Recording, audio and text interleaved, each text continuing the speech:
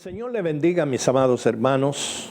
Vamos a orar a nuestro Dios y traeremos una porción de la santa y bendita palabra de nuestro Dios. Padre amado, te damos gracias por la nueva oportunidad que nos permite, oh Dios, estar a través de estas cámaras para llevar a tu pueblo, Señor, el conocimiento, la sabiduría, la revelación, oh Dios, que tú nos permite ver y recibir. Pido tu gracia, pido tu bendición, pido tu presencia, para que esta enseñanza llegue a todas aquellas vidas que están preguntando cómo orar, que quieren saber cómo acercarse a ti, que quieren entender, oh Dios, cómo entrar en las profundidades. Te pido, Dios, que ponga cada palabra en mis labios para la edificación de todos ellos. En el nombre de Jesucristo. Amén, amén y amén. Muy bien. Dice la palabra de Dios en el libro de Segunda de Reyes, en el capítulo 13, verso 14 en adelante, para la gloria de nuestro Dios. Y estaba Eliseo enfermo de la enfermedad que murió, y descendió a él Joás, rey de Israel, y llorando delante de él dijo: Padre mío, carro de Israel y su gente de a caballo. Y le dijo Eliseo: toma un arco y unas saetas. Tomó él entonces un arco y unas saetas. Luego dijo Eliseo al rey de Israel: pon tu mano sobre el arco. Y puso él su mano sobre el arco. Entonces puso Eliseo sus manos sobre las manos del rey. Y dijo: abre la ventana que da al oriente. Y cuando él la abrió, dijo Eliseo: tira. Y tirando él, dijo Eliseo: saeta de salvación de Jehová y saeta de salvación contra Siria, porque herirás a los sirios en Afe hasta consumirlo. Padre, gracias, en el nombre de Jesús. Amén, amén y amén. Hablando un poquito del trasfondo histórico de este pasaje, se hace necesario que nosotros vayamos al principio. Cuando Dios ya llama a Abraham y comienza a relacionarse con Abraham, se le revela en sueño a Abraham y comienza a guiar a este hombre, diciéndole las cosas que debía hacer, cómo él debía preparar su altar, cómo él debía presentarse delante de Dios, los sacrificios que debía hacer para agradar a Dios. Abraham se dejó guiar de Dios y fue haciendo todas las cosas según el Señor le dijo, y eso permitía que el cielo abriera su puerta, sus puertas. Las puertas del cielo estaban abiertas para Abraham. Luego sigue la historia bíblica y nos encontramos con Jacob, a quien Dios le abre la puerta del cielo, y tanto así que Dios le permite ver la escalera que subía al cielo y ver allá donde comenzaba la escalera en el cielo a Jehová sentado en su trono. Más adelante vemos la relación, gloria sea al Señor, que se desarrolla entre Jacob y Dios. Jacob, padre de 12 hijos, padre de 12 tribus que Dios sacó de los lomos de Jacob para formar las 12 tribus de Israel. Aunque Jacob tuvo hijas, se cuentan solamente los varones que iban a formar las tribus.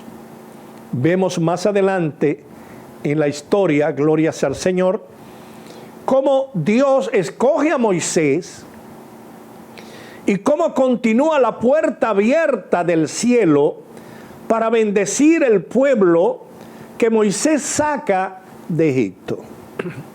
En toda la trayectoria del desierto nos muestra la Biblia de que Dios había abierto la puerta del cielo para bendecir a todo ese pueblo de Israel que había tomado la decisión de entrar al desierto por mandato divino, caminar en el desierto, cruzar el Mar Rojo y luego cruzar el Jordán para entrar a la tierra prometida. Ahí tenemos ya en la tierra prometida la historia, gloria sea al Señor, que nos narra Josué y la historia que nos narran los jueces sobre la subida y caída del pueblo de Israel. Pecaban, venían los juicios, se arrepentían, Dios los restauraba, volvían otra vez y pecaban, volvían a llegar juicios, gloria sea al Señor. Y el pueblo fue perdiendo.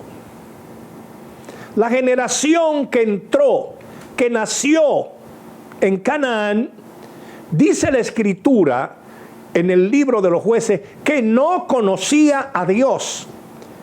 Y esa generación perdió contacto, relación con el Dios que los sacó de Egipto. Lo que fue deteriorando esa relación espiritual y esa demanda que había de ir al altar del tabernáculo, sacrificar, reconciliarse con Dios para mantener esa relación espiritual entre Dios y su pueblo.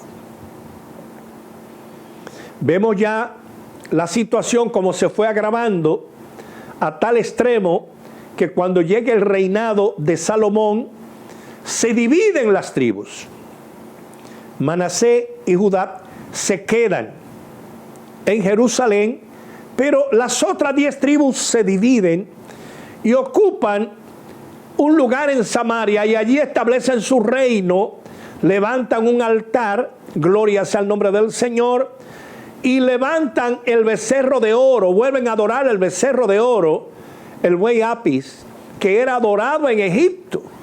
Y le he presentado al pueblo de Israel como el Dios que los sacó de Egipto. Esto motivó que Dios se apartara más del pueblo de Israel, porque prácticamente el pueblo era que lo estaba rechazando. El pueblo estaba rechazando a Dios y sus ordenanzas. El pueblo estaba rechazando el tabernáculo de Dios. El pueblo estaba rechazando el sacerdocio de Dios. Por lo tanto, se había perdido casi en su totalidad esa relación con Dios, aunque nos revela la Escritura que después que se casó el rey Acab con Jezabel, una sacerdotita de Baal, gloria sea al Señor, que ejercía la prostitución en Canaán, y que esa sacerdotita, al casarse con él, establece el culto a Baal en medio de las 10 tribus. Ya a través de la persecución, a través de los maltratos, a través, gloria sea al Señor, de las ayudas, gloria sea al Señor, habían logrado que la mayor parte del pueblo de Israel apoyara a Baal, dejara de adorar a Dios y adorara a Baal. La situación se había complicado hasta el extremo. Aunque Dios en esta historia le revela a Elías, al profeta Elías, que él había reservado 7,000 rodillas para él, que no se habían doblegado delante de Baal, que esas rodillas seguían clamando a Dios. Pero a pesar de que Dios tenía esas 7,000 rodillas que clamaban, la mayoría del pueblo, casi la totalidad del pueblo, había abandonado a Dios. El profeta Elías surge en medio de una crisis espiritual.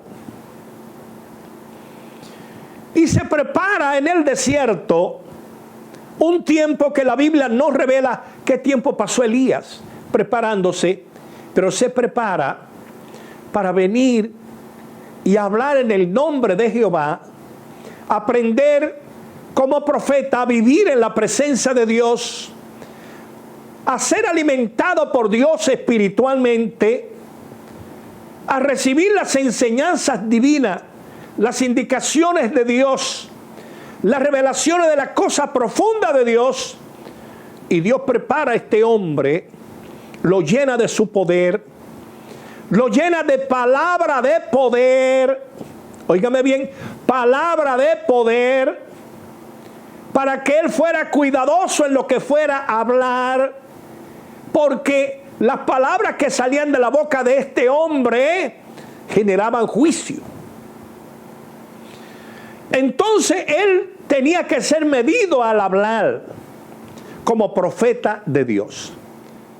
Elías surge en medio de ese ambiente para traerle al pueblo el mensaje de Dios.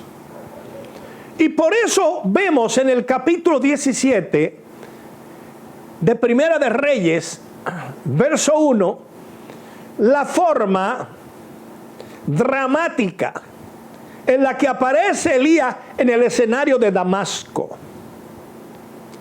Un profeta que no dependía de la mesa, que no comía de la mesa de Jezabel ni de la mesa de Acab. Acá tenía profetas que le profetizaban de Baal y de Astores, en total 850 profetas que comían de la mesa del rey y de la reina, de las cosas sacrificadas a Baal.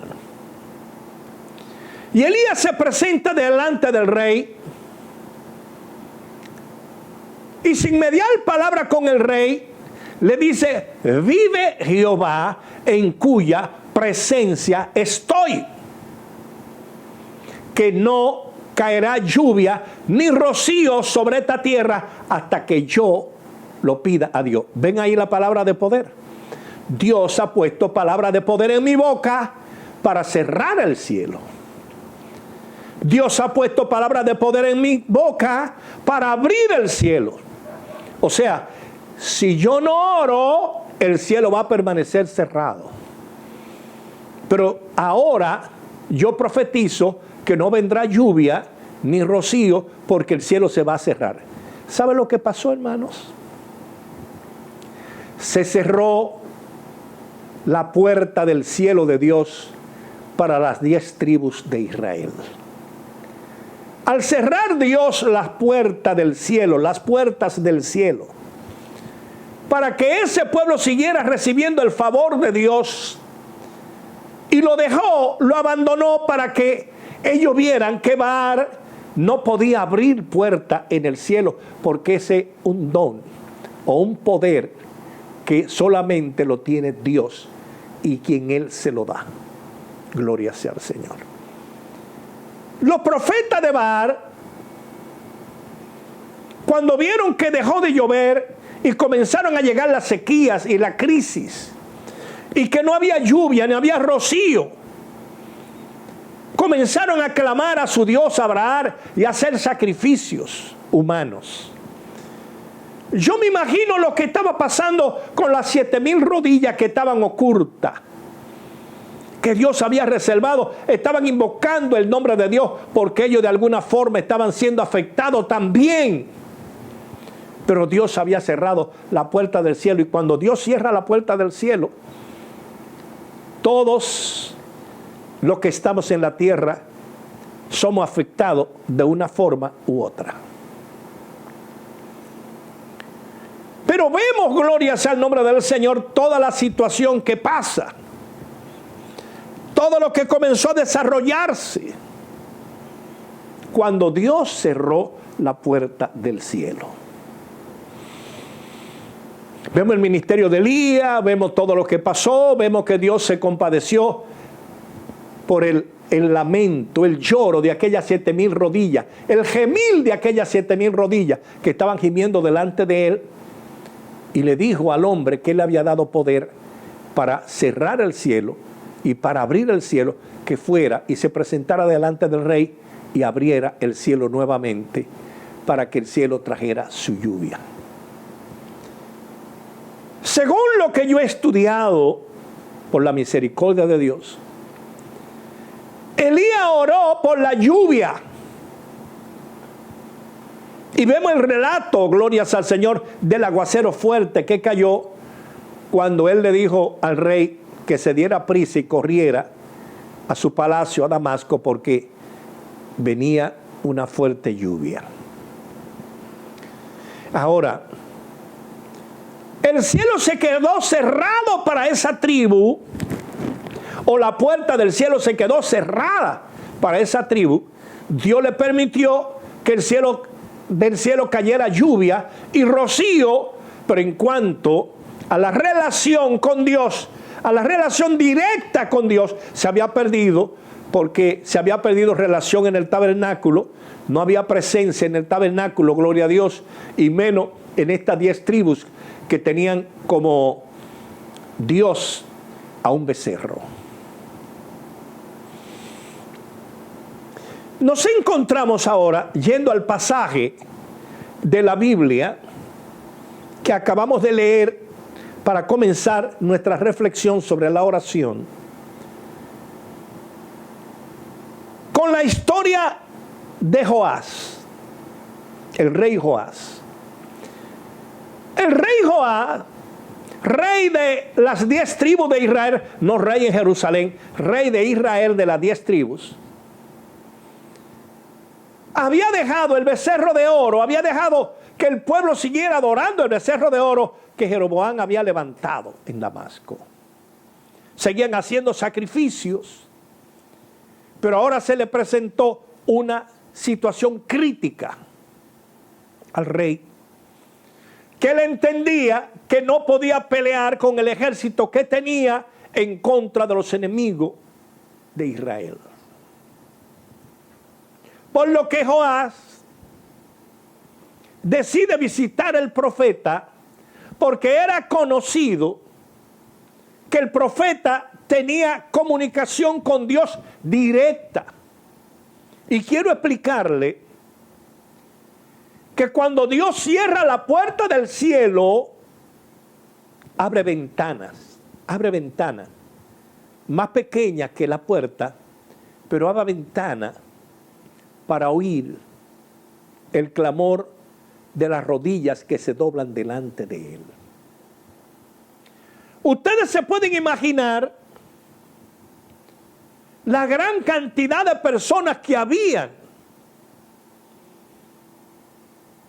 en Damasco de las tribus de Israel, y que solo hubiera una ventana hacia Dios, y esa ventana hacia Dios la tenía el profeta Eliseo a través de su intercesión, a través de su oración.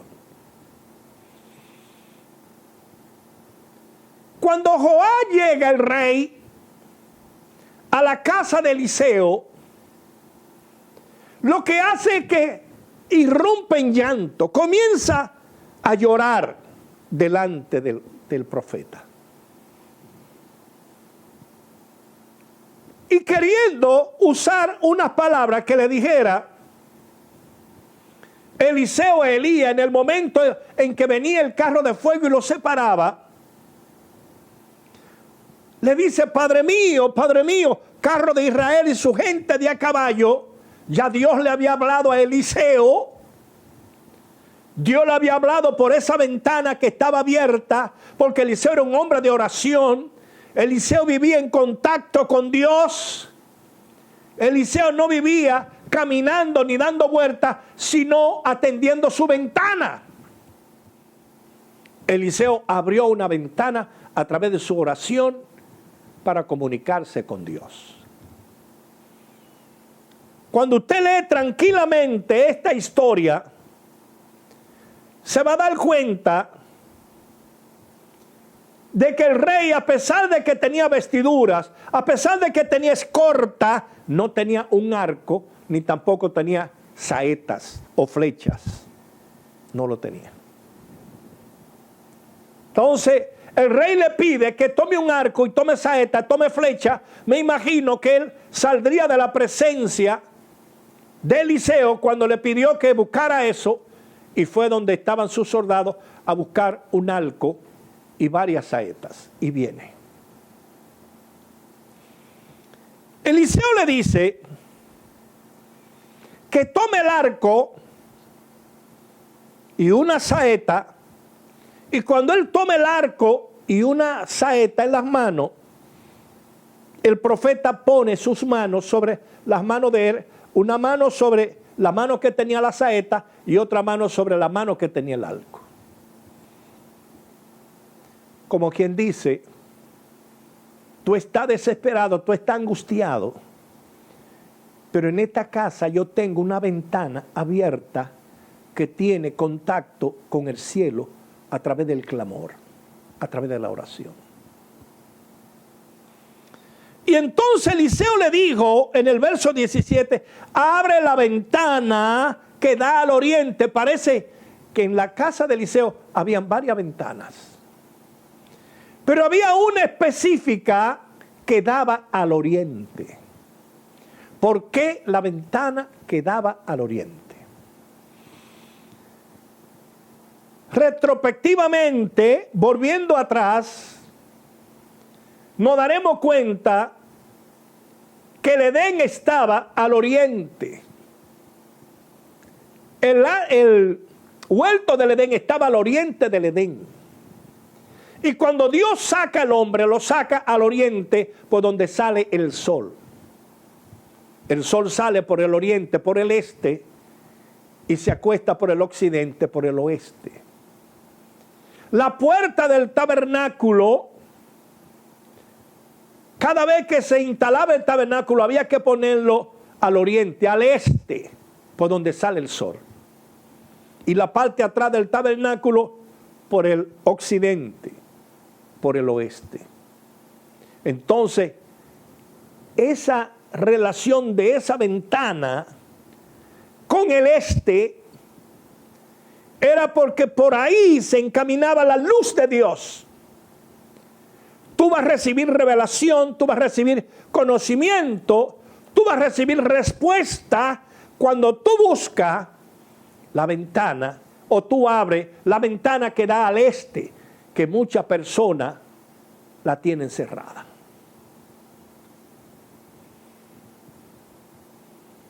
Si usted quiere conocer un poquito más de eso,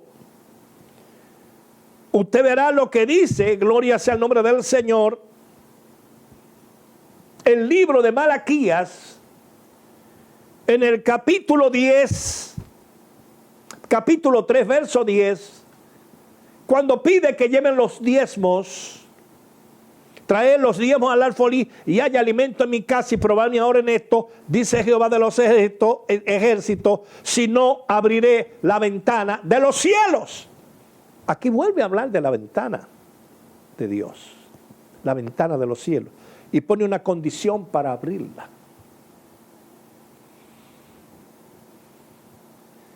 El profeta usaba esa ventana para comunicarse con Dios, para relacionarse con Dios. Pero el rey, el rey Joás, que no se había relacionado con Dios, le pide el profeta, llegó la hora, llegó el momento de que tú abras la ventana que por años tú has mantenido cerrada, creyendo en cosas que no son del agrado de Dios. Pero Dios quiere mostrar su bondad.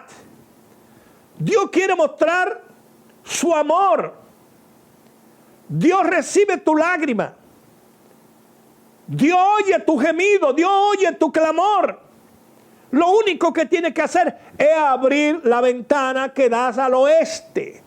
Al este, por donde sale el sol, para que tenga una respuesta.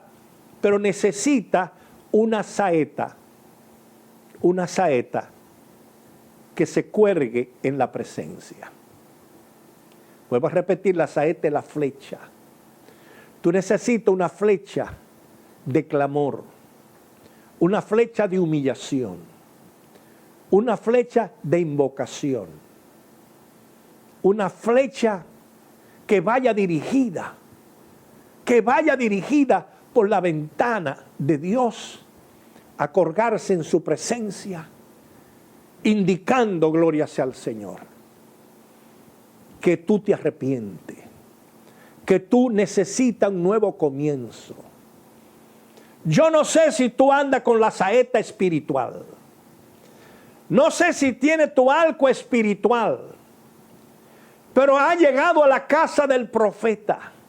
Y si estás en la casa del profeta, debes buscar tu arco espiritual y tu saeta espiritual para lanzar tu saeta, tu flecha, por la ventana que da a Dios. Esa flecha le va a indicar a Dios tu necesidad. Esa oración le va a indicar a Dios tu situación. Esa saeta o flecha va a llegar hasta Dios para recordarle que tú revuelves a Dios, que tú retornas a Dios, que tú te arrepientes, que tú estás dispuesto a cambiar o dispuesta a cambiar para ser bendecido. Levanta tu saeta, lánzala ahora, abre la ventana y lanza tu saeta, que Dios está esperando tu saeta para colgarla y bendecirte, aún en los tiempos difíciles, en los tiempos de crisis. Tú necesitas abrir la ventana que da al este. Tú necesitas invocar el nombre de Dios. Necesitas humillarte en tu presencia y venir con tu arco y tu flecha y decirle a Jehová: no contiendo más, me arrepiento y cuelgo mi saeta en tu presencia. Que Dios te bendiga y hasta el próximo Queremos agradecer haber sintonizado este programa para escuchar la palabra de Dios.